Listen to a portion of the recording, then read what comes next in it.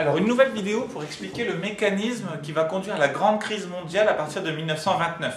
Tous les pays du monde vont être touchés par cette crise mondiale économique, hormis l'URSS qui ne fonctionne pas dans un système économique comme les autres, puisqu'il fonctionne dans un système économique communiste.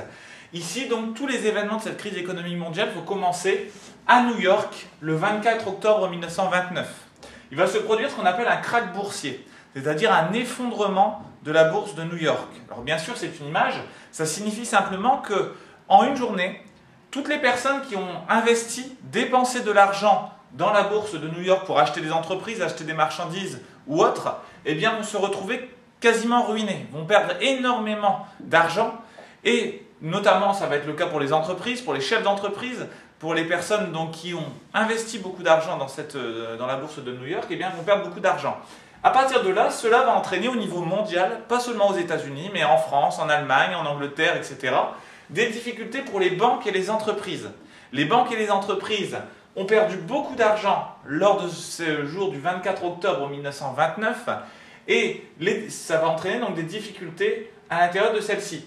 Une entreprise en difficulté a deux solutions, soit fermer, soit licencier, c'est-à-dire renvoyer des employés, des ouvriers pour avoir moins de salaire à payer et donc pour pouvoir limiter les dépenses. Donc on va avoir à travers le monde une grande vague de licenciements et un chômage à partir de là qui va augmenter de façon très forte. On se retrouve quasi instantanément, en tout cas très rapidement, avec une augmentation du chômage et des millions de chômeurs dans les différents pays d'Europe de l'Ouest, mais aussi en Amérique. À partir de là, une personne au chômage ayant peu d'argent, elle ne peut plus consommer, c'est-à-dire qu'elle ne peut plus acheter. Elle ne peut pas acheter de voiture, elle ne peut pas acheter elle peut acheter moins de choses pour se nourrir, moins de choses pour sa maison. Elle ne peut difficilement dépenser de l'argent. Et à partir de là, on rentre dans un cercle vicieux puisque les gens étant incapables d'acheter, eh bien, ce sont les entreprises qui vendent des produits qui vont avoir du mal à vendre ceci.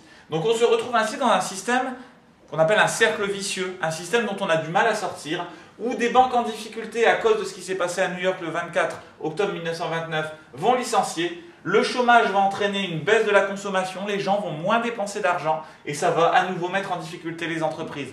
Et ainsi de suite, puisque les entreprises en difficulté n'auront d'autre choix que de licencier ou de fermer, entraînant toujours plus de chômage.